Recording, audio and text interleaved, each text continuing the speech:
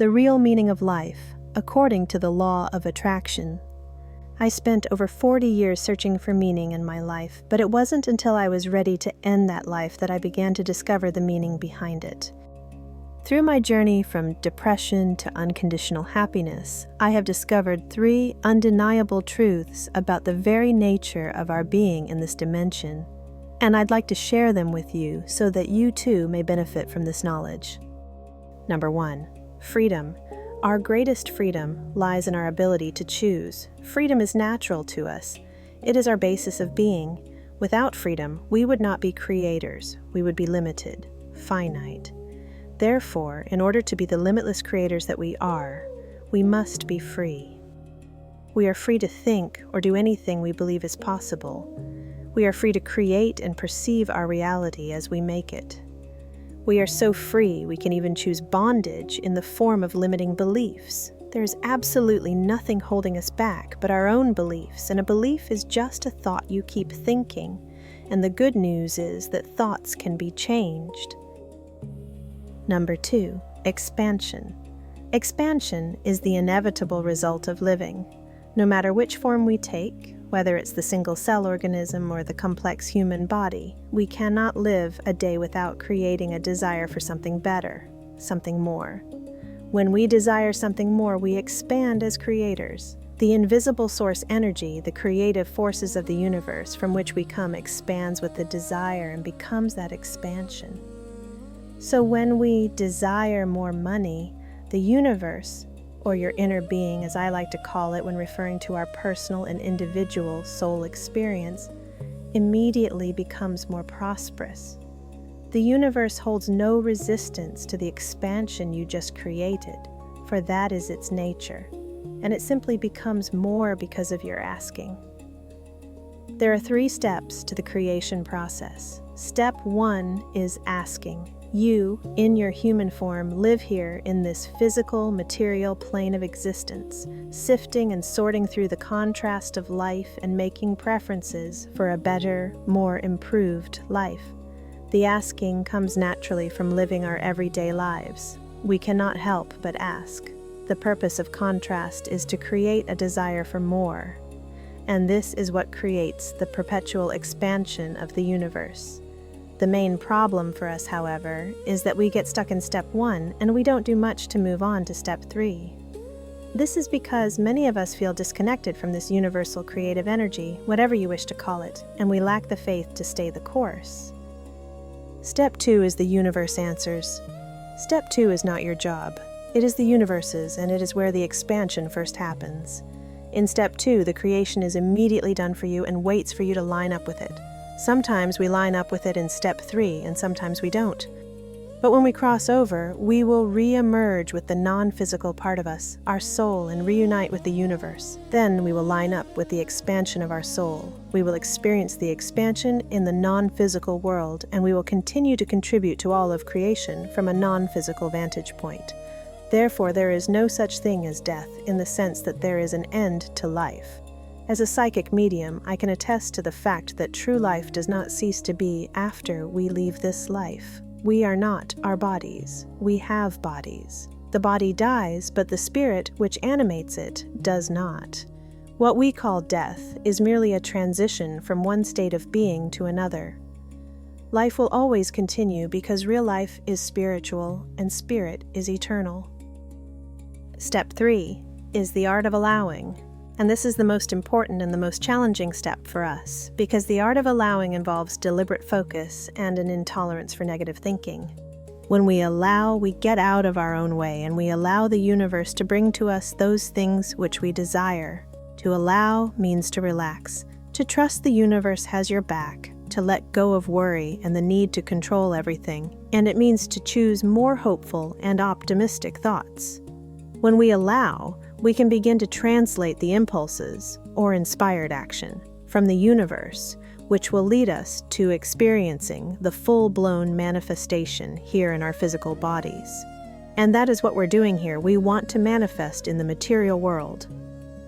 The realm of our inner being is in the realm of emotions. Whether or not we go with that expansion is up to us as humans. When we go with the expansion, we feel good emotions, but when we do not go with the expansion, we feel worse. It's all about following the emotional guidance from our inner being.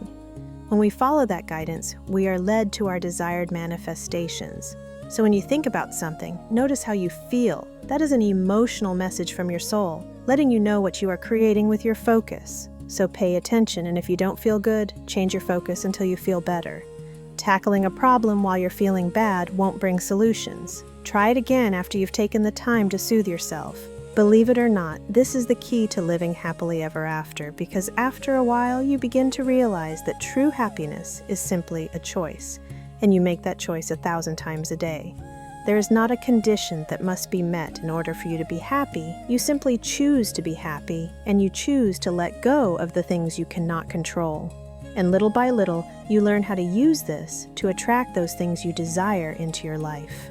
Number 3, joy. Now for the best part. If we are free, limitless creators who will inevitably expand as a result of our creations, then what is it all for? What is the purpose? It is actually very simple, so simple in fact that most people miss it entirely. The purpose of life is joy, that's it. We are here because it's fun to create. We are here because that is what we are, beings of joy who are free to continue to build upon their own creation for the sole purpose of having fun. No big secret really, but an idea that seems elusive to us because we have forgotten the true nature of our being. But look at the little children, look at the animals. They do not concern themselves with anything which might detract from their joyful experience. Sure, they may cry and make a fuss when something untoward happens, as they are reacting to the conditions of their environment, but they do not stay there long. They quickly find their way back to feeling good, to the natural well-being which they are, which we all are. They know that feeling good is natural and normal. It is only when we begin to age and believe our parents, teachers, friends, and society, when they tell us to grow up and get real, that we lose the knowledge that our natural state is one of joy. Instead, we train ourselves out of this. We tolerate negative feelings and begin to think that feeling bad is normal and just the way life is. But it's not. Abraham and Esther Hicks, brilliant teachers of the law of attraction, use the cork analogy to explain our natural state of wellness. They say that we are like the cork floating on the waters of well-being. Our natural state is one of ease, where we float peacefully upon the waters. But when we allow conditions to determine our feelings, and when negative feelings are tolerated, we hold the cork under the water.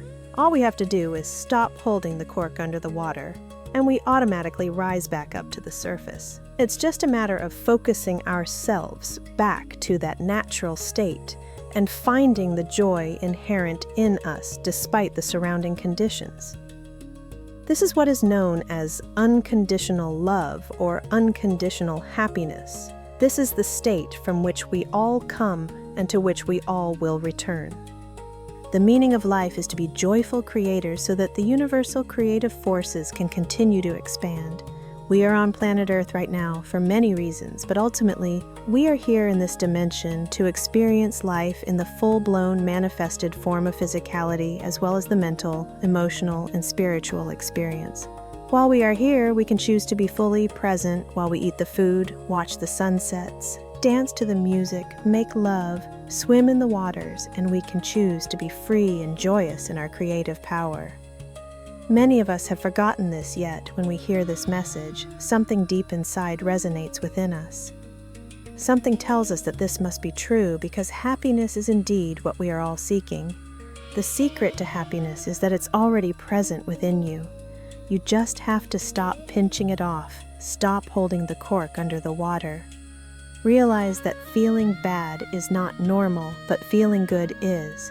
Have no tolerance for feeling bad, and care enough to soothe yourself into feeling better, and you will float right back up. The solutions will come, I promise, when you get out of your own way. With practice, we can teach ourselves how to be unconditional in our happiness, and we can start living our lives on purpose with focused and deliberate intent on living a joyful life.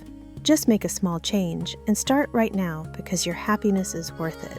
Start caring more about how you feel and stop tolerating feeling bad. Then just become aware of the differences this makes in your everyday life.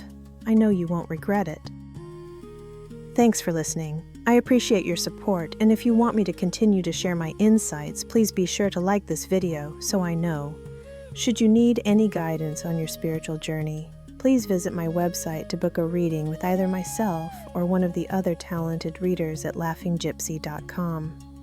From my heart to yours, may you always find alignment, laughter, and the courage to live your joy.